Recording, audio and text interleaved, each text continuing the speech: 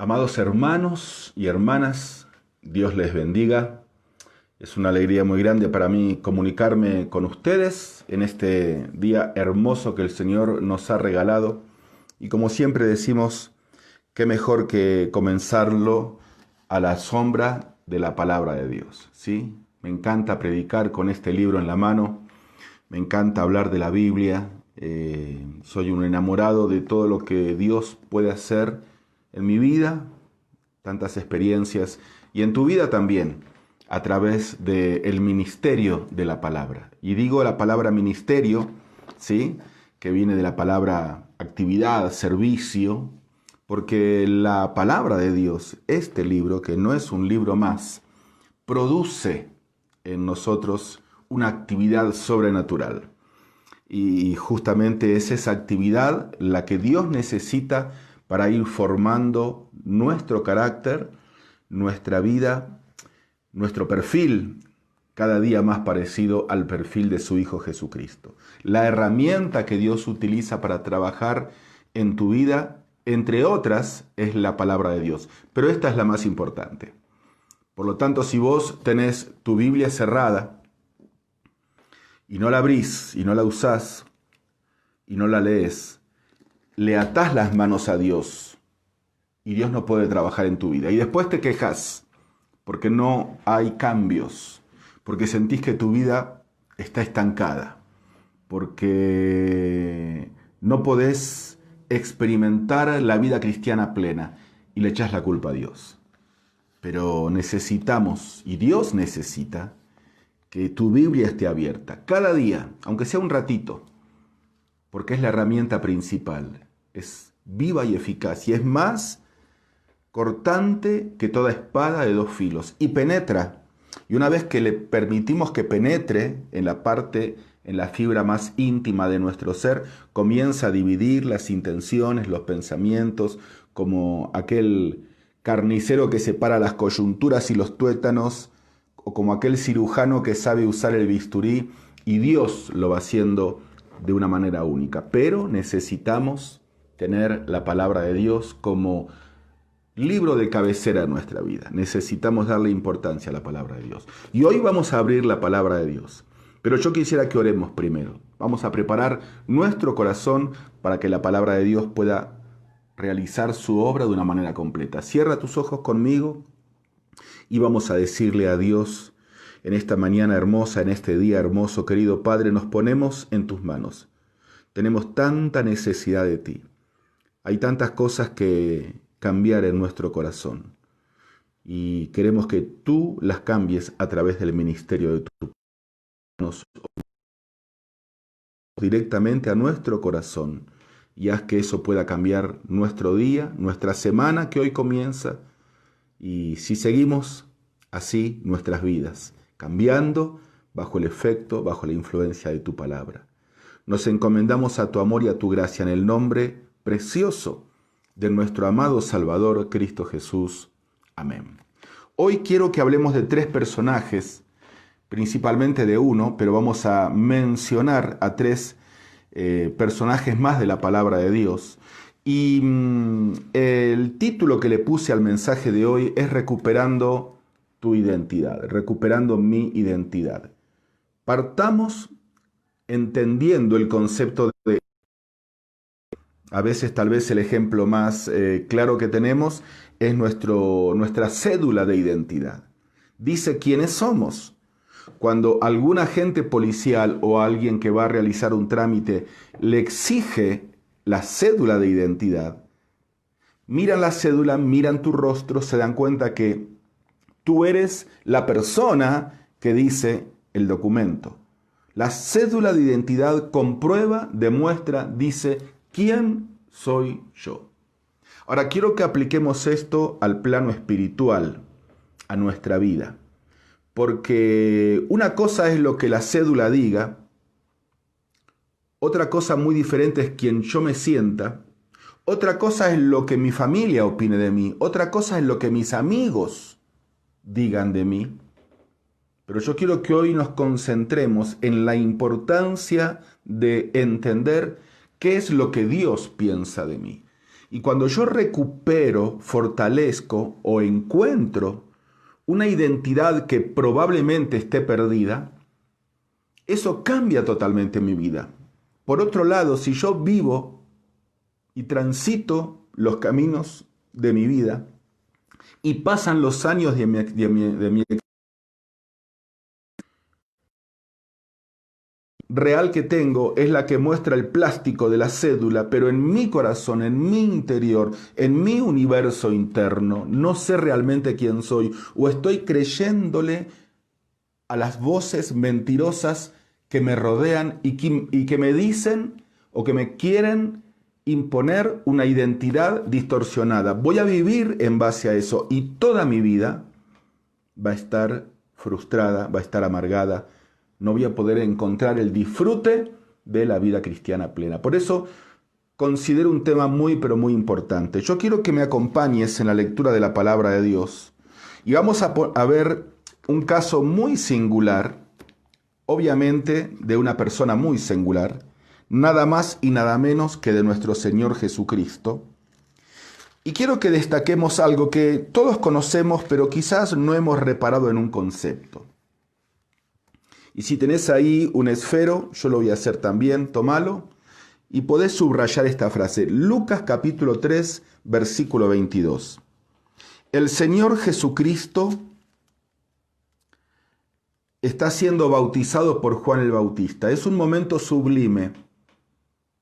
Varios de los evangelios dedican atención a este tiempo y si bien no es un relato muy largo, tenía una importancia trascendental. Por un lado, porque marcaba el inicio del ministerio de Jesús. De alguna manera fue un bautismo ritual el de Jesús, no fue un bautismo de purificación como el que realizaba Juan el Bautista antes, sino que fue más que nada un bautismo ritual que era necesario para iniciarse en el ministerio. Y antes de comenzar su ministerio público, el Señor Jesucristo se bautiza, justamente en manos de su primo, Juan el Bautista. Pero también es importante este evento por el contexto que lo rodea, principalmente de parte de Dios el Padre. Es una de las escenas donde claramente tenemos la manifestación de la Trinidad, o para hablar de una manera más bíblica, la triunidad. Porque allí está el Hijo siendo bautizado, el Espíritu Santo que desciende en forma de paloma y una voz del cielo que es la voz del Padre. Y quiero que nos concentremos en el versículo 22 y escuchemos lo que el Padre dice del Hijo. Y descendió el Espíritu Santo sobre él, sobre el Hijo, en forma corporal como paloma, y vino una voz del cielo que decía, es la voz del Padre, tú eres mi Hijo amado, en ti tengo complacencia. Mira, era el comienzo del ministerio terrenal de Jesús. Y el Padre establece la identidad de Jesús, resaltando primeramente lo que Él es. Y Dios el Padre dice lo que Él es el Hijo, y no es cualquier hijo, dice, este es mi Hijo. Así que quiero que vayamos pensando en este concepto de identidad. Y aunque todos los presentes lo escucharon, aunque Juan el Bautista lo escuchó, lo más importante es que Jesús lo escuchó.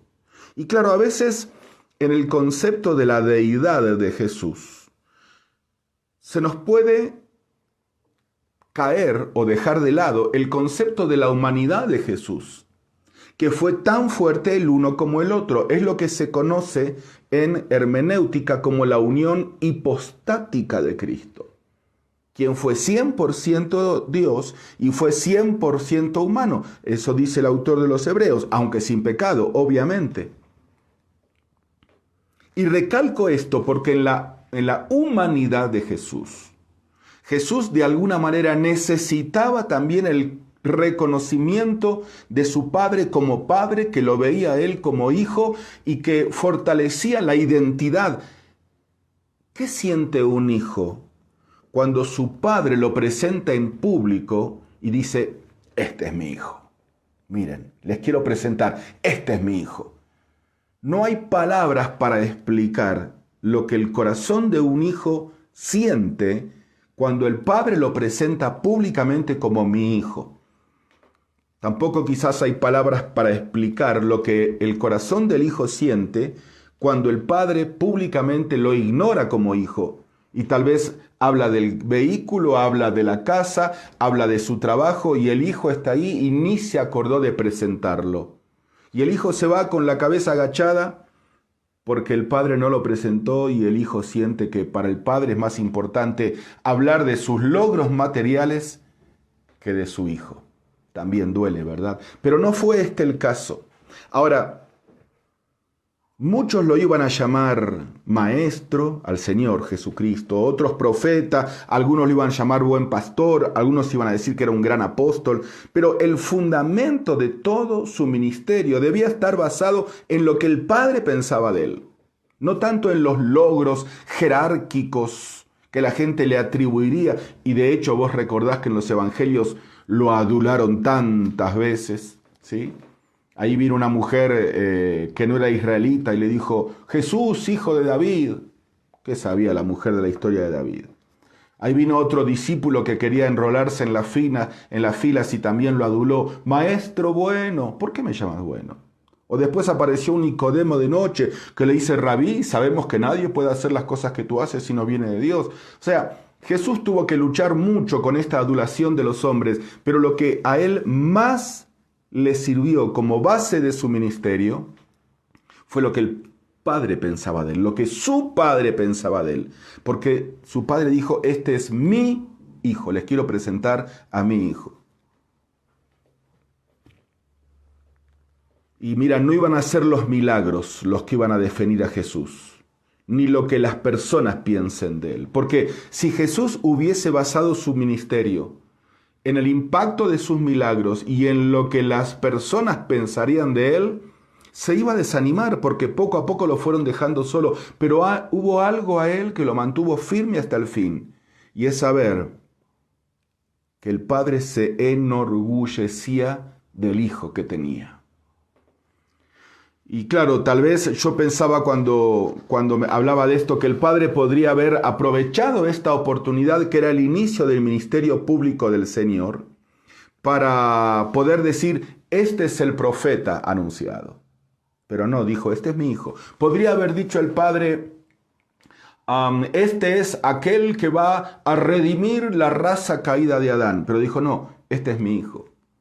Podría haber aprovechado esa oportunidad pública donde todos lo estaban mirando y era el inicio, era la presentación oficial de Jesús. Podría haber aprovechado el Padre esa oportunidad para decir, Él es el que va a hacer unos milagros que ustedes ni se imaginan. Tantas cosas podía haber dicho de Jesús que Él iba a hacer y que iba a impactar y que no eran mentira porque no estaba exagerando, pero no. Dios dijo, en este momento importante del inicio del ministerio, mi hijo necesita escuchar otra palabra de mí. Y dijo, este es mi hijo, yo lo escogí. Qué lindo, es el mayor título que una persona puede recibir. Y no cualquier hijo, dijo, este es mi hijo amado. Este es mi hijo amado. Y como dijimos recién, esto fue un sustento para el ministerio de Jesús.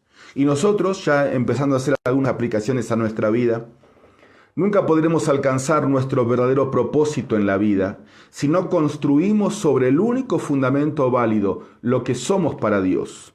Cómo Dios nos ve, qué es lo que Dios piensa de mí. Y tú que me estás escuchando, yo quiero decirte que para Dios tú eres su hijo amado. Porque nosotros estamos en Cristo. Y dice el apóstol Pablo escribiendo a Colosenses que nosotros somos aceptos en el amado. Así que en Cristo Dios te ve y dice, todo el que está en Cristo, para mí, dice Dios el Padre, también es mi hijo y es mi hijo amado. Ahora, lo segundo, si seguimos con la lectura del relato aquí de nuestro versículo, que se destaca, no es solamente quién es, sino el efecto que produce en el corazón de Dios esa identidad de hijo. Y vino una voz del cielo que decía, tú eres mi Hijo amado, en ti tengo complacencia. Es fácil comprender el significado de la frase. Es como que el Padre estaba diciendo, mira, entre todas las cosas que tú vas a hacer, que tú vas a lograr, a mí me importa lo que tú eres. No tanto el hacer, sino el ser. Tú eres mi Hijo amado. Y en segundo lugar, quiero decirte lo que provocas en mi corazón cada vez que te miro. Provocas un sentimiento de gozo, de placer, complacencia. Seguramente hay muchos padres y muchas madres que están escuchándome en este momento. ¿Qué sientes cuando tú entras al cuarto despacito a la noche para ver si tu hijito o tu hijita, no importa qué edad tenga, a veces cuando son bebés es más fuerte la figura, ¿no es cierto? Y los ves dormidos ahí cómodamente. ¿Qué siente tu corazón? Siente complacencia. Dice, este es mi hijo, qué hermoso, gracias Señor. Cómo anhelo verlo crecer y ver a dónde va a llegar y voy a dedicar mi vida por él. Todo eso estaba encerrado en las palabras que Dios el Padre estaba diciendo públicamente, públicamente. No se lo dijo en privado, aunque se lo podría haber dicho, porque hubieron muchas conversaciones en privado, tantas madrugadas en el huerto, en tantos lugares. Pero aquí quiso que todos lo escuchen. Este es mi Hijo amado y a mí me provoca un placer increíble. En él tengo contentamiento. Mirarte me produce placer, le estaba diciendo Dios a su Hijo, más allá de lo que puedas producir en otros. Mi corazón se goza cuando pienso en ti. Y mira, quiero decirte que cada noche cuando Dios te observa desde el cielo, te disfruta. Y eso debe ser tu combustible. Y quiero repetirte otra vez este concepto. Cada noche cuando vos dormís, Dios te observa desde el cielo y te disfruta. Qué pena es que Dios disfrute tanto de nosotros y nosotros disfrutamos tan poco de Dios. Qué pena, qué ironía es que Dios disfruta tanto de ti y tú, por tus prejuicios, por sentirte poca cosa, por escuchar el comentario de los demás, disfrutas tan poco de Dios. Pero mira, para Dios no tiene nada que ver con lo que hacemos, la aprobación o la aceptación que Él tenga de mí. No tiene nada que ver con lo que hacemos, sino con quiénes somos. ¿Y quiénes somos? Somos sus hijos. ¿Y quién es Él? Él es nuestro Padre. ¿Y qué producimos en el corazón de Él? Producimos complacencia, disfrute, contentamiento. Él se alegra en verte cada mañana y cada noche, aun cuando nosotros no lo vemos. Tienes que entender que Dios valora la identidad tuya por el efecto que provocas en su corazón, más que por el efecto que logres provocar en los demás. Dios valora quién eres, Dios te da valor a ti por lo que produces en su corazón, al margen de lo que logres o alcances producir o no producir en la vida de los demás. Como dijimos recién, la vida cristiana tiene más que ver con lo que somos o con quiénes somos que con lo que hacemos. Vamos a ver en un ratito cómo Satanás quiere invertir esto y quiere que apliquemos más energía y más concentración en el hacer que en el ser. Pero para Dios no funciona así. Por lo tanto, un consejo que te doy, no vivas intentando caerle bien a todo el mundo. Le caes bien a tu padre y eso debería ser más que suficiente. Hay muchas personas, y a veces nos pasa a la mayoría, ¿verdad?, que gastamos tiempo, fuerzas y nuestra vida toda en caerle bien a todo el mundo. O sea, no está mal, no está mal. Es lindo ser aceptado y tener muchos amigos y caerle bien, pero que no sea esa tu meta. Porque si esa es tu meta, con 1, 2 o 3 a los cuales no les caigas bien, te vas a sentir frustrado. Vos tenés que preocuparte en que tú le caes bien a Dios, porque Él te ha aceptado en Cristo, al margen de cómo esté tu vida cristiana. Tu vida cristiana debe estar bien como producto de esta realidad. Tu identidad con Dios debe marcar tu actividad en el caminar con Dios. Es lo que dice Pablo en Efesios. Os ruego pues que andéis como es digno de la vocación. Pero una cosa es posición, otra cosa es estado. Eso es una premisa básica en el estudio de la vida cristiana. Y aunque muchas veces mi estado no concuerde con mi posición, aún así Dios me sigue amando. Dios me ama tanto cuando yo hice mi devocional o cuando no lo hice. ¿Por qué? Porque soy su hijo amado. Dios me ama tanto cuando logré vencer la tentación en el punto débil que siempre caigo o cuando no logré vencerla y caí. ¿Por qué? Porque soy su hijo amado. Dios me ama tanto cuando fui a la iglesia y cuando no tuve ganas y falté a la reunión. ¿Por qué? Porque soy su hijo amado. Una cosa es posición, otra cosa es estado. Y vuelvo a repetir, esto no es una licencia para pecar. Más bien debería ser un estímulo para no pecar. Porque yo debo llegar a la siguiente conclusión. ¡Wow! Dios me ama tanto, a pesar de lo que soy, yo tengo que amarle. No puedo seguir así. Así funciona la vida cristiana. Tenemos que cambiar nuestra forma de pensar. Ahora, el enemigo, Satanás, nuestro adversario, el diablo, va a estar siempre intentando atacar ese punto de tu identidad. Y lo hizo con el Señor Jesucristo. Volteamos la página en el capítulo 4 de Lucas, versículo 3. Vamos a leer hasta el versículo 9. Capítulo 4 de Lucas, versículo 3, dice así. Vamos a leer antes, desde el 1. Jesús, lleno del Espíritu Santo, volvió al Jordán y fue llevado por el Espíritu al desierto. Claro, ¿por qué estaba lleno del Espíritu Santo? Porque estaba súper orgulloso Jesús. Dice, wow, mi papá dijo públicamente que yo soy su hijo amado. Y salió con todas las ganas, lleno del Espíritu Santo. Pero ahí viene la tentación. Dice, por 40 días era tentado por el diablo y no comió pan en aquellos días y tuvo hambre. Entonces, versículo 3, el diablo le dijo, ¿así que tú eres el hijo amado? Estoy leyendo la Biblia, Lucas 4:3. ¿Así que tú eres el hijo amado? Mira vos, dice Satanás. Qué interesante, ¿no? Que eres el hijo de Dios. Y hace 40 días que Dios te tiene tirado acá en este desierto muerto de hambre. Ah, mira vos. ¿Cómo te ama Dios, eh? ¿Cómo te ama Dios? ¿Y dónde están las palomitas del río Jordán? ¿Y dónde está la voz del cielo que decía, me provoca placer verle? ¿Y dónde están todos los que te aplaudían cuando subiste del agua? Y después le vuelve a preguntar en el versículo 9, lo puso en el pináculo del templo y le vuelve a decir, ¿así que eres hijo de Dios? Bueno, a ver, échate abajo. ¿A dónde está apuntando aquí Satanás? Justamente a la identidad. Y mira, cuando nosotros empezamos a mirar las circunstancias de la vida y atribuyéndole a Dios la culpabilidad, nuestra verdadera identidad se diluye. Quiero repetir este concepto. Cuando vos comenzás a mirar las situaciones adversas de tu vida y comenzás a atribuirle a Dios la culpabilidad, decir que Dios es culpable, tu identidad comienza a entrar en crisis, comienza a diluirse. Y el diablo le dijo, a ver, ¿eres hijo de Dios? Demuéstralo, haz milagros, haz que estas piedras se conviertan en pan, lánzate del pináculo del templo para que todo el mundo vea cómo sus ángeles tipo Superman salen de las nubes y te sostienen. ¿A qué estaba apuntando Satanás? ¿Al ser o al hacer? Al hacer.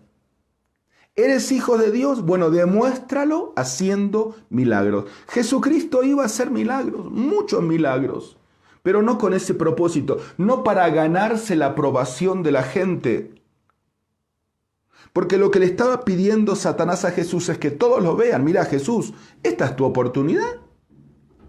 Lánzate del pináculo del templo, todos te van a ver y te van a aplaudir. Y Jesús le dice, mira, Satanás, yo no necesito hacer grandes cosas ni alcanzar grandes logros para sentirme bien. Mi Padre me ama, como dice una canción muy linda, ¿no? Mi Padre me ama tanto y para mí eso es suficiente. Hace poquitito, dice Jesús, me lo dijo públicamente que yo soy su hijo amado y que Él disfruta en verme. No necesito hacer más nada para conseguir el favor de los hombres ni para impactar la opinión que Dios tiene de mí.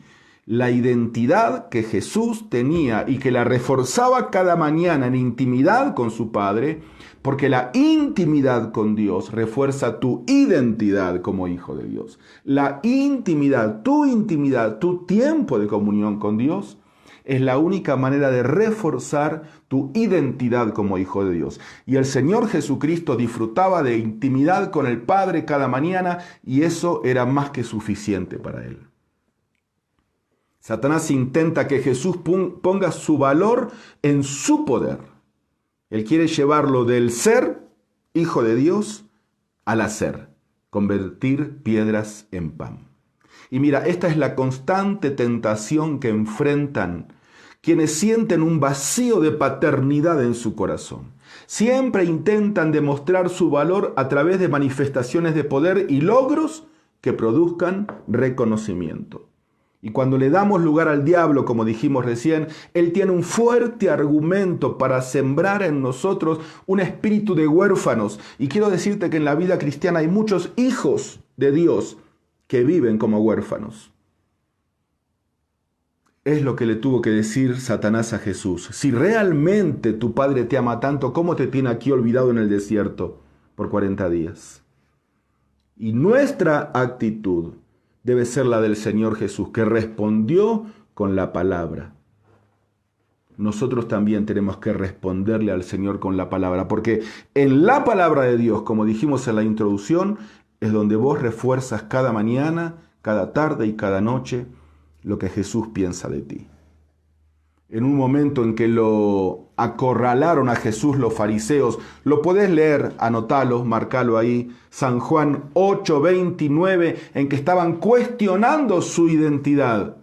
Jesús dijo, no me ha dejado solo el Padre.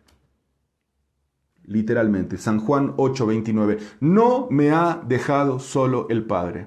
Y nosotros tenemos el mismo Espíritu de Cristo y tenemos que tener el mismo sentimiento, estar parados en la misma convicción. Leamos por favor Gálatas capítulo 4, sin perder la porción que estamos leyendo. Gálatas capítulo 4, versículo 6. Mira qué lindo pasaje y qué bien se aplica esto que estamos mencionando. Gálatas 4, 6 dice, y por cuanto sois hijos, no olvides hoy, querido hermano, hermana, joven, adulto, pastor, diácono, eres hijo, dale valor a eso, así como Dios le da valor. Por cuanto sois hijos, Dios envió a vuestros corazones el espíritu de su Hijo, el cual clama Abba Padre. La palabra Abba, ahí es como decir papito, papucho, como quieras decirle, es un apodo de intimidad de un hijo que disfruta la intimidad con su padre y que siente que tiene el acceso libre. Versículo 7, así que ya no eres esclavo, eres hijo. Estoy leyendo Gálatas 4, 7. No eres más esclavo, no vivas como esclavo, vive como hijo. Y no solamente como hijo, sino como heredero de Dios por medio de Cristo Jesús. Dios envió a nosotros el espíritu de adopción por el cual clamamos y nos podemos dirigir a Dios con el mismo placer con el que Él se dirige a nosotros. Yo te dije al comienzo que íbamos a hablar de 3 personajes y ahora quiero que hablemos del segundo, que en la otra punta del ovillo tuvo una gran crisis de identidad. Y me estoy refiriendo a Jacob, ¿sí? Conocemos un poquito la historia, hacemos un poquito de introducción de Jacob. Tuvo una muy mala relación con su padre terrenal. Y claro, una mala relación, si vos que me estás escuchando, lamentablemente decís, sí, en mi caso pasó lo mismo, puede dañar toda la vida, ¿sí? Pero quiero decirte que lo mismo sucede en el ámbito espiritual. Si vos no tenés bien fortalecida la identidad espiritual con tu padre espiritual y como hijo espiritual, también eso puede dañar toda tu vida. Tal vez recuerdes, si no te lo digo, el significado del nombre Jacob era engañador. Lindo nombre le pusieron los papás. Claro, ¿te acordás de cuando él nació? Primero nacía su hermano Esaú y aún ahí en el trabajo de parto, como eran gemelos, Jacob lo jaló y dijo, no, yo primero. Y aunque salía primero de Saúl, Jacob le robó el lugar. Entonces le pusieron de nombre engañador, suplantador. ¡Qué feo! Bueno, antes se acostumbraba mucho que los padres ponían nombres en base a lo que sucedió en el momento del nacimiento, ¿no? Y le tocó esta parte de la vida a Jacob. Bueno, él después se la ganó, ¿eh? Porque no fue solamente de nombre, sino que su vida fue. Pero ¿sabés por qué se la ganó? ¿Por qué su vida fue así? Porque le creyó toda la vida al nombre que los demás le habían puesto. Todos lo conocían por ese significado, engañador. Sin embargo, Dios le salió al encuentro varias veces para demostrarle que para el padre espiritual no era un engañador. Era el padre de una gran nación. El mundo lo definió por el nombre que sus padres le habían puesto, pero Dios lo veía diferente. Ahora, yo no sé qué es lo que te define a ti. No sé cuál es el nombre que, hablando figuradamente, ¿no? ¿Cuál es el concepto que tus padres tienen de ti, o que los de tu familia, o que tus amigos, o que el mundo tiene de ti? Pero muchas veces, si nosotros estamos siendo víctimas de una identidad impuesta,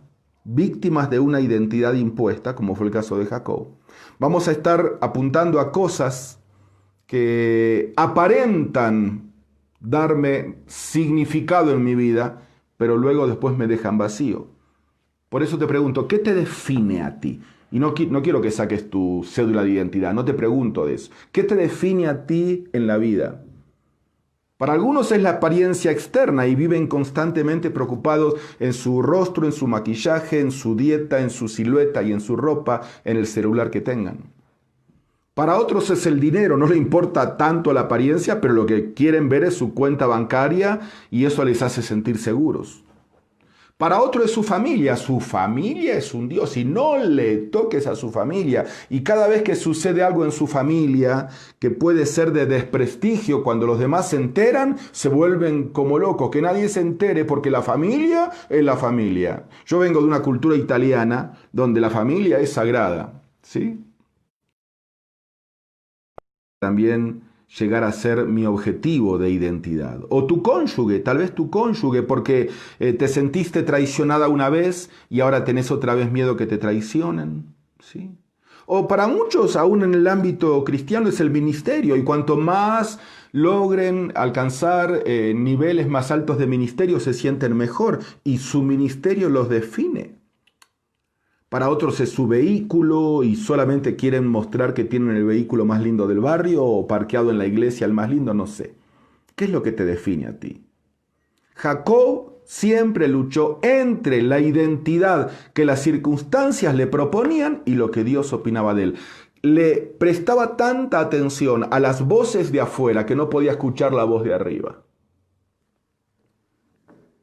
Le costó muchos años entender su verdadera identidad y Dios no se detuvo hasta definir quién era Jacobo para él. Y lo visitó en lugares áridos, en las tiendas, en tierras lejanas, en montes, de noche, de día, hasta que logró vencerlo con su amor.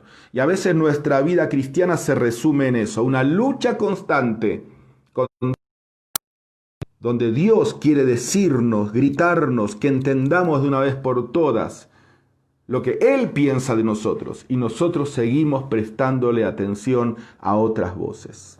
Mira, en un sentido no importa lo que tus padres, las personas, tus amigos o el resto del mundo diga sobre ti. Lo que importa es lo que el Padre piensa, y Él te va a visitar una y otra vez hasta que la voz del mundo sea apagada y solamente escuches la voz de tu Creador, lo que tu Padre opina de ti. Él te escogió. La Biblia dice que Él nos escogió, aún estando nosotros muertos en delitos y pecados, nos dio vida juntamente con Cristo. Y tiene un plan para ti. Y aunque la tierra entera te llame engañador o te llame como te llame, Él te va a visitar hasta transformar tu manera de caminar, tu identidad y tu destino. ¿Cómo te llaman las personas? El adoptado. La adoptada, wow, cómo lucha un hijo que es adoptado o es adoptada, y por más que los padres le amen tanto, su crisis de identidad muchas veces le sepulta. ¿Cómo te llaman las personas? La que fue abusada, Y no, pero no todos saben, pero a veces vos mismo lo sabes, no podés olvidar ese momento traumático de tu niñez y eso marca tu identidad. El que cayó en pecado, porque claro, fui disciplinado públicamente, toda la iglesia lo sabe y ya no puedo salir más del hueco, aunque la iglesia me perdonó, aunque Dios me ama, aunque ya pasé el proceso de restauración, eso me queda como un estigma, como la marca de Caín, y vivo de por vida con ese lastre, con esa mochila pesada sobre mis espaldas. ¿Cómo te llaman los demás?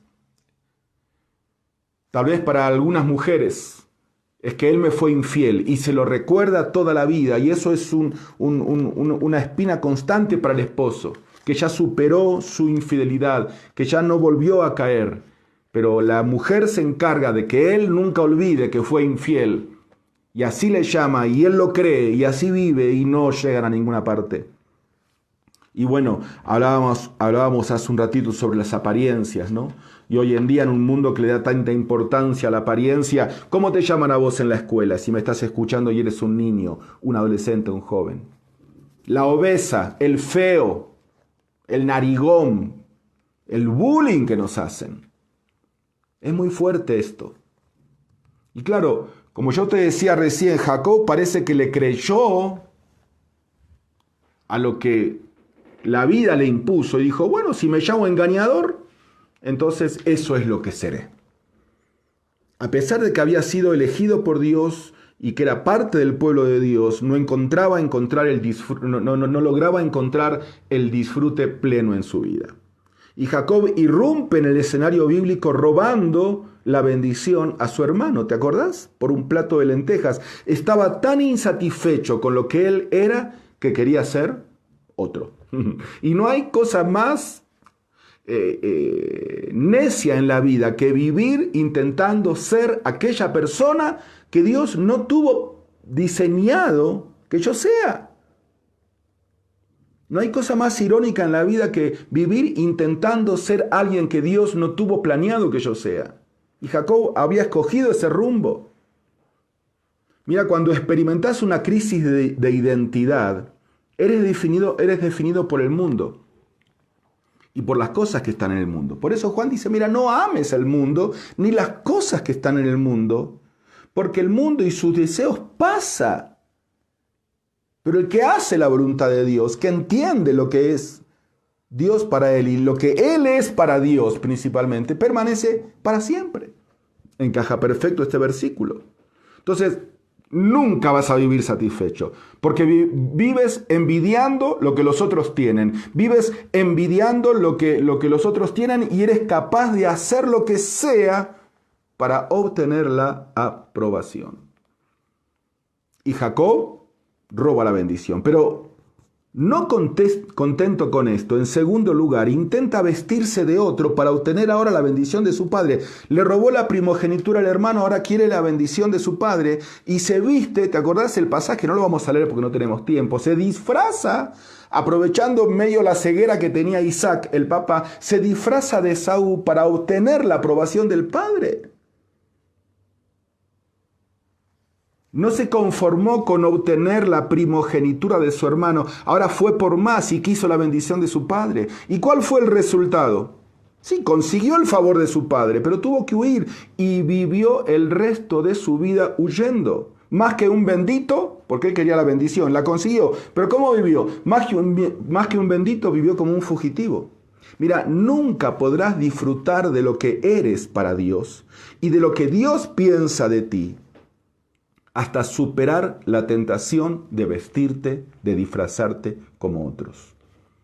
Hay muchos cristianos que viven de Halloween en Halloween, hermano, disfrazándose de otros para querer lograr la aprobación de los hombres o inclusive la aprobación de tu Padre Celestial. Y cuando estamos dispuestos a ser quien Dios nos creó para ser, ahí, recién ahí, recuperamos nuestro verdadero sentido en la vida. Así que no quieras fingir, imitar, vivir como otro. Vos tenés que tener tu propia identidad y ser genuino, ser genuina. A Jacob no le quedaba la ropa de Saúl. A David no le sentaba bien la armadura de Saúl. Y tú nunca serás lo que Dios quiere que seas. Y nunca estarás cómodo viviendo y vistiendo de alguien que Dios no quiere que tú seas. Deja la identidad de otro para el otro. Tú tienes que tener tu propia identidad. Y Jacob tenía que entender ese concepto. Y Dios lo iba a visitar hasta lograrlo. Como yo te dije recién, Jacob actuaba de acuerdo a su identidad terrenal. Le creyó al significado de su nombre. Y sus acciones correspondían a quien él creía ser. Por eso en tantos pasajes de la Biblia, aquí tenemos uno, Jacob, que Dios le cambió el nombre a Israel, y vamos a ver otro caso ya finalizando, que Dios también le cambió el nombre, y hay otros tantos, como Saulo de Tarso, que Dios le puso Pablo, como Simón, que Dios le puso Pedro. ¿Por qué Dios cambia el nombre? Porque cuando Dios te acepta, te está diciendo, mira, no vivas más de acuerdo a cómo el mundo te llama, ahora yo te voy a llamar de otra manera, y vos tenés que vivir en base a eso, porque yo tengo planes extraordinarios para ti, Jacob. Sin embargo, él vivía como un esclavo. Ya tenía la bendición de su hermano, tenía ya la de su padre, pero seguía insatisfecho. Ahora quería una mujer y fue capaz de trabajar como esclavo 14 años hasta lograrla. Fue capaz de ser estafado varias veces hasta conseguirla. Y la consiguió. Consiguió a Raquel, pero seguía insatisfecho. Ahora ya no le alcanzaba con tener a Raquel. Quería el ganado del papá de Raquel, de su suegro, de Labán. Y hizo un montón de estrategias hasta lograr el ganado. ¿Ves? Era un insatisfecho crónico. No lograba disfrutar de nada de lo que conquistaba. Y tal vez vos que me estás escuchando hoy te sucede eso. No lográs disfrutar de nada de lo que conquistás. Porque no entendés realmente que no necesitas conquistar nada para que Dios te ame. Dios te ama porque tú estás en Cristo y porque Dios ama a Cristo. Somos aceptos en el amado. Había alcanzado sus mayores ambiciones, pero estaba lejos de los deseos que Dios tenía para él. A veces pensamos que hacer la voluntad de Dios es alcanzar los planes que yo tengo para Dios. Y no es eso. La verdadera voluntad de Dios es alcanzar los planes que Dios tiene para mí, que es muy diferente. Y Dios tiene para ti planes de disfrute, de intimidad, que no están tanto basados en el hacer como en el ser. Este buscador crónico de la bendición, este obsesivo por la aprobación ajena, recuerda esto, escucha esto, obsesivo por la aprobación ajena, este insatisfecho compulsivo estaba a punto de tener una experiencia que iba a cambiar toda su vida. Una noche él se encontró con Dios de una forma especial. Y yo quiero que lo leamos. Mira, Génesis capítulo 32. Ya hicimos una introducción, ¿no? No leímos los textos. Vos los conocés muy bien. Y si no, después lo podés buscar ahí en Génesis, a partir del versículo 22, del capítulo 22 en adelante. Pero en Génesis 32... Génesis 32, tenemos el encuentro, un encuentro que cambió la vida de Jacob. Dice Génesis 32, 22. Jacob estaba huyendo de su suegro Labán, había conseguido los derechos de primogenitura, había sido bendito porque su padre lo bendijo, le robó la bendición, ya tenía la mujer que quería y otra más que no quería, pero igual la tuvo que tener, que era la hermana, ¿te acordás? Tenía hijos, tenía ganados, tenía plata, pero tuvo que huir de su suegro Labán porque los métodos que él utilizó para lograr todo esto no eran los ideales. Y el que vive así, vive huyendo. Y estaba huyendo de su suegro Labán y ahora sabe que Esaú, su hermano, al que él había estafado y que lo buscaba para matarlo, lo estaba esperando en el camino. ¡Ay, qué momento para Jacob! Así que Jacob otra vez hace uso de su astucia humana y manda primero a la mujer que menos amaba. Mirá qué esposo que era Jacob, ¿no? En vez de mandar a Raquel, manda a Lea. Dice, cosa que si atacan, muera primero Lea. Manda a los hijos de Lea, manda a los siervos de Lea, manda al ganado. Después manda a Raquel. Bueno, toda una estrategia humana que él hace y se queda solo. Y muchas veces Dios nos lleva a puntos en nuestras vidas donde nos quedamos solos, porque a veces necesitamos quedarnos sin nada para entender que Dios es todo. A veces necesitamos quedarnos sin nada para entender que Dios es todo lo que necesitamos. Dice el capítulo 32 de Génesis, versículo 22. Y se levantó aquella noche y tomó sus 2 mujeres y sus 2 siervas y sus 11 hijos y pasó el vado de Jacob. Los tomó pues e hizo pasar el arroyo a ellos y a todo lo que tenía. Así se quedó Jacob solo. Verso 24. Se quedó Jacob solo y luchó con él un varón hasta que rayaba el alba, toda la noche. Y cuando el varón vio que no podía con él, tocó el sitio del encaje de su muslo y se descoyuntó el muslo de Jacob mientras con él luchaba. Y dijo Jacob, y dijo el varón este, que después entendemos que es un ángel, déjame, porque ya amanece. Y Jacob le dijo, no te voy a dejar hasta que no me bendigas. Claro, a veces uno dice, pero qué egoísta Jacob, seguía anhelando la bendición. Sí, pero aquí Jacob buscó la bendición que debería haber buscado al comienzo de su vida, que era la bendición de Dios, no la bendición de los hombres. Aquí sí estaba apuntando bien Jacob. Y el varón le dijo, ¿cuál es tu nombre? Y él respondió, casi con vergüenza, ¿no? Engañador. Engañador.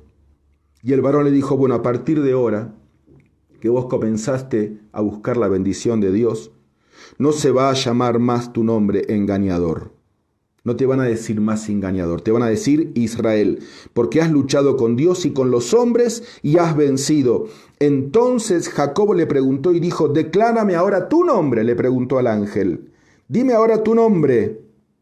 Y el varón le respondió, ¿por qué me preguntas por mi nombre? Y lo bendijo allí. Y llamó Jacob el nombre de aquel lugar Peniel, porque dijo, vi a Dios cara a cara y fue librada mi alma. Fue librada mi alma. Y a partir de ahí dice que la manera de caminar de Jacob cambió. Un momento trascendental en la vida de este hombre que vivía su vida de acuerdo al nombre que otros le habían puesto. Jacob estaba tan acostumbrado a luchar por todo que peleó hasta el amanecer y no sabía que estaba peleando con su propio creador. Pero finalmente reclamó la bendición que ni su hermano, ni su padre, ni su esposa, ni el dinero, ni las personas, ni el mundo habían podido darle. Reclamó la bendición de Dios y Dios lo tocó en su muslo y lo bendijo. Por primera vez en la vida Jacob sintió el toque de Dios. Por primera vez en la vida Jacob sintió que alguien lo miraba con amor. Su padre terrenal no lo miró con amor, pero su padre celestial lo estaba mirando con amor. Y le decía, igual que a Jesucristo, yo te amo, tengo un plan para ti. Vas a ser padre de una gran nación. Y a partir de allí, Jacob ya nunca más peleó con Dios. Peleó junto a Dios. Y Jacob al final se sintió completo y llamó el nombre de aquel lugar Peniel, porque dijo, vi a Dios cara a cara y fue librada mi alma. ¿De qué fue librada el alma de Jacob? De todo el trauma, el pesar que tenía porque había sido ignorado. Y tal vez en este día vos tenés alguna atadura del alma y poder pensar en estos conceptos eternos puede librar tu alma. Si vos querés mirar después ahí, anotarlo, no tenemos tiempo ahora. En Génesis 25, 28 se ve algo de lo que había amarrado el alma de Jacob. Dice, y amó Isaac, el padre, ¿no?, a Esaú porque comía de su casa, pero no amaba a Jacob. Dice Génesis que el que amaba a Jacob era Rebeca. Y claro, eso fue algo, ¿no? La mamá le amaba, pero el papá no, y el papá no, y el papá no. Y eso marcó la vida de Jacob. Jacob carecía de ese amor paternal. Nunca se sintió amado por su padre y esa experiencia lo definió. Tal vez tú que me estás escuchando también en el aspecto terrenal dices, yo nunca me sentí amado por mi padre o por mi madre y eso me marcó. Bueno, está bien, eso no se puede cambiar. Pero lo que sí podés cambiar y debes cambiar es tu concepto de tu padre celestial, que sí te ama y te ama tanto. Y buscó Jacob el amor que no tuvo de la persona que más debía recibirlo, pero no lo encontró. El padre nunca lo miró. Después, si querés ver ahí en 27.1, dice también algo parecido, ¿no? De Génesis 27.1, aconteció que cuando Isaac envejeció, sus ojos se oscurecieron quedando sin vista, no lo podían ver. Ahora, acá Jacob dice, vi a Dios cara a cara. O sea, fíjate cómo Jacob dice, a mí mi padre nunca me vio, pero ahora lo vi a Dios cara a cara y él me veía a mí. Y él me dijo, mira, para mí no sos un engañador, para mí sos el padre de una gran nación.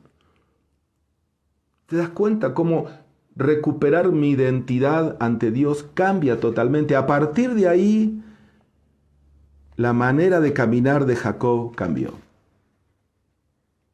Y tu manera de caminar en la vida puede cambiar hoy si realmente entiendes el valor que tienes para Dios. Tú eres su hijo amado y a Él le produces placer, le produces contentamiento. Y yo quiero terminar hablando del tercer personaje, porque algo similar a lo que le sucedió a Jacob y cómo Dios trabajó incansablemente hasta librar el alma de Jacob de las ataduras que tenía, le sucedió mucho tiempo después, ya a inicios del Nuevo Testamento, a Natanael. ¿Te acordás? Uno de los 12 discípulos, Natanael. Y es interesante porque hay solamente 2 personajes en la Biblia, los cuales vieron una escalera en el cielo, y personas que subían y bajaban. Uno fue Jacob, nosotros no lo miramos, pero si vos querés leer después, ahí en el capítulo 28 de Génesis, Jacob, en una de sus caminatas, cuando iba huyendo de su hermano antes de conocer a su esposa, tuvo una visión y vio una escalera al cielo. Natanael también.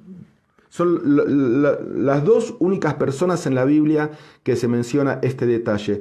Y una escalera me habla de subir, de progresar, aunque también me habla de bajar. Y sabes, esto está marcando un punto en tu vida hoy. Porque si vos entendés realmente cuál es tu verdadera identidad, tu vida va a ir subiendo como una escalera. De lo contrario, va a ir hacia abajo. Pero Dios le puso a Jacob y a Natanael la oportunidad de progresar en la vida a niveles cada vez más altos, pero trabajando previamente en su identidad. Veamos lo que le pasó a Natanael y con esto terminamos. San Juan capítulo 1. San Juan capítulo 1, versículo 45. Es interesante y vamos a explicar después por qué San Juan es el único que llama a este discípulo por el nombre Natanael, porque los demás lo llaman con otro nombre. Y acá está de vuelta el asunto del nombre, ¿no? San Juan capítulo 1, versículo 45. Dice, Felipe halló a Natanael y le dijo, hemos hallado a aquel de quien escribió Moisés en la ley, así como los profetas, a Jesús, el hijo de José, de Nazaret. Y Natanael le dijo, ¿de Nazaret? ¿De Nazaret puede salir algo bueno? ¿Cómo se te ocurre, Felipe? Si Nazaret tiene mala fama, ¿cómo de Nazaret va a salir el Mesías? ¿Qué te pasa? ¿Y qué le dijo Felipe? Versículo 46. Bueno, ven tú mismo y ve. Compruébalo tú mismo. Cuando Jesús vio a Natanael, que se le acercaba, dijo de él, he aquí un verdadero israelita en quien no hay engaño. Y le dijo Natanael a Jesús, ¿y tú de dónde me conoces? Como diciendo, ¿y tú quién eres? ¿Qué te metes en mi vida? ¿Tú quién sabes quién soy yo? Y respondió Jesús y le dijo, ¿que yo no sé quién eres tú? Natanael, antes que Felipe te llamara, cuando estaba solito debajo de la higuera, yo te estaba viendo, Natanael. Claro, cuando Natanael escuchó esto, respondió, Rabí, tú eres el Hijo de Dios, tú eres el Rey de Israel. Y Jesús le responde y le dice, a ver, porque te dije que te vi debajo de la higuera, ¿ahora crees? Natanael, mira, si tú me dejas trabajar en tu vida, vas a ver cosas mayores que estas. Cosas mayores que estas, Natanael, versículo 51. De aquí en adelante veréis el cielo abierto y a los ángeles de Dios que suben y descienden sobre el Hijo del Hombre, lo mismo que vio Jacob. Y es interesante porque un poquito en las preguntas que hace Natanael, las dos preguntas que hace, preguntas despectivas y discriminatorias. Primero fue una pregunta o una respuesta en forma de pregunta que mostraba su corazón discriminatorio. ¿De Nazaret puede salir algo bueno? No. Y después, ¿qué le dijo? ¿Y tú quién eres que te metes en mi vida? Eso está un poquito revelando el carácter amargado que tenía este muchacho.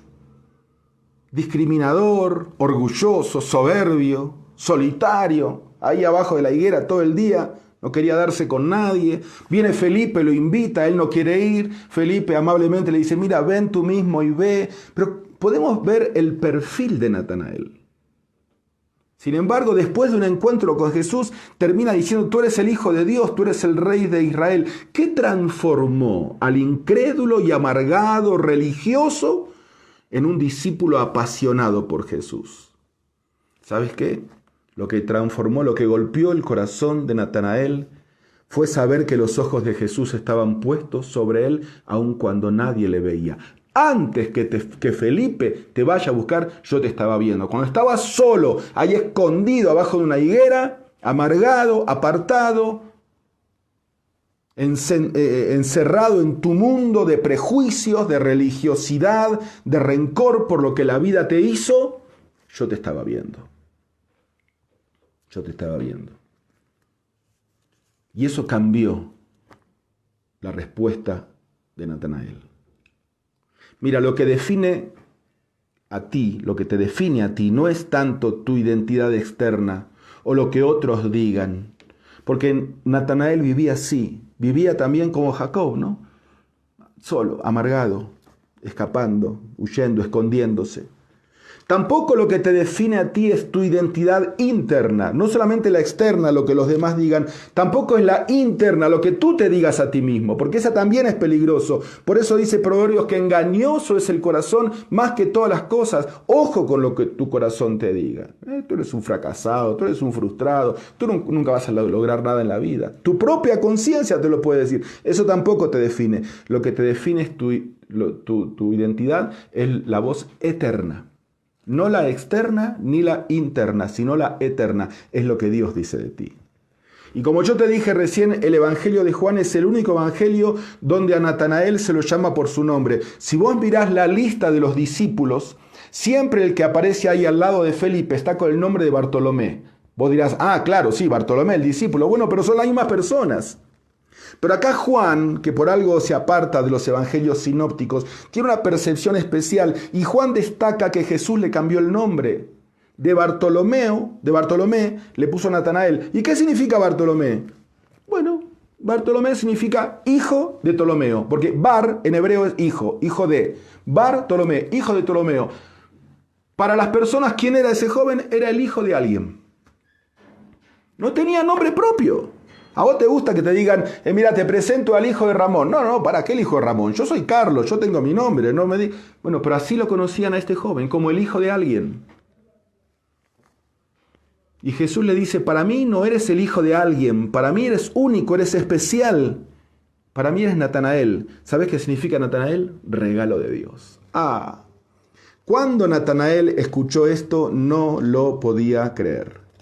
Todo el mundo pensó de mí que era el hijo de alguien. Toda la vida viví amargado, escondido, alejado de la sociedad, resentido, discriminando a los demás, juzgando con el dedo, apuntando, porque para los demás yo no era nadie, era un don nadie. Y ahora me encuentro con alguien que me dice que me estuvo viendo desde siempre y que para él soy un regalo de Dios. Ahora entendemos quizás por qué Natanael manifestaba frustración, incredulidad, apatía. Pero cuando fue redefinido por Dios, al igual que Jacob, su vida cambió porque él fue restaurado. Y tal vez hoy solo anheles ser visto y ser amado porque te sientes rechazado. Hay muchas personas que porque se sintieron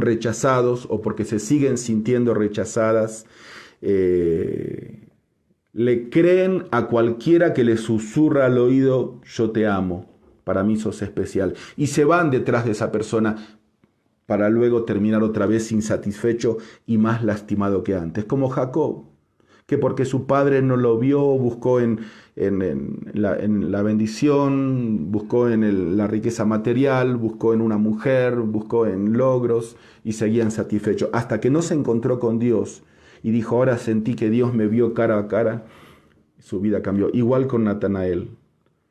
Y mira, yo quiero decirte que hoy Dios puede mostrarte una escalera que te lleve a una nueva dimensión en tu vida.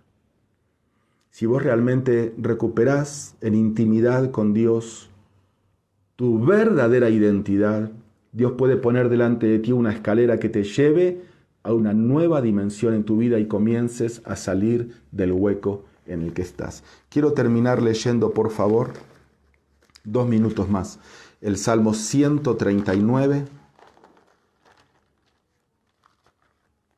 Y con esto cerramos la prédica de hoy. Salmo 139. Y yo te invito a que lo puedas leer toda la semana o cada vez que vengan esos momentos de acusación, esos momentos en que te sientas que no eres nadie, un frustrado. Dice, oh Jehová, dice David, tú me has examinado y conocido, tú has conocido mi sentarme y mi levantarme. Has entendido desde lejos mis pensamientos. Has escudriñado mi andar y mi reposo, y todos mis caminos te son conocidos. Pues aún no está la palabra en mi lengua, y he aquí, oh Jehová, tú la sabes toda. Detrás y delante me rodeaste, y sobre mí pusiste tu mano. Tal conocimiento es demasiado maravilloso para mí, dice David. Alto es, no lo puedo comprender. ¿A dónde me iré de tu espíritu y a dónde huiré de tu presencia? Si subiera a los cielos, allí estás tú, y si en el Seol hiciere mi estrado, he aquí allí tú estás. Si tomare las alas del alba y habitar en el extremo del mar, aún allí me guiará tu mano y me asirá tu diestra. Si dijere ciertamente las tinieblas me encubrirán, me escondo, me aparto, aún la noche resplandecerá alrededor de mí. Aún las tinieblas no logran encubrirme de ti, y la noche resplandece como el día. Lo mismo para ti te son las tinieblas que la luz. ¿Por qué? Porque tú me formaste porque tú formaste mis entrañas. Tú me hiciste en el vientre de mi madre. Te alabaré porque formidables, maravillosas son tus obras. Estoy maravillado, dice David, y mi alma lo sabe muy bien. No fue encubierto de ti mi cuerpo, bien que en oculto fui formado y entretejido en lo más profundo de la tierra. Sin embargo, cuando era un embrión, tus ojos me vieron, dice David. Y aún en tu libro estaban escritas todas las cosas que iban a suceder en mi vida, sin faltar una de ellas. Cuán preciosos me son, oh Dios, tus pensamientos, cuán grande es la suma de ellos. Si los enumero se multiplican más que la arena. Y aun cuando despierto, dice David, tú me estás mirando y yo estoy contigo. Dios siempre te está mirando y te está diciendo, tú eres mi hijo amado y en ti tengo complacencia. Deja de creerle a las voces externas. Deja de creerle a tu voz interna y comienza hoy a creerle a la voz eterna, la voz de Dios. Que Dios te bendiga.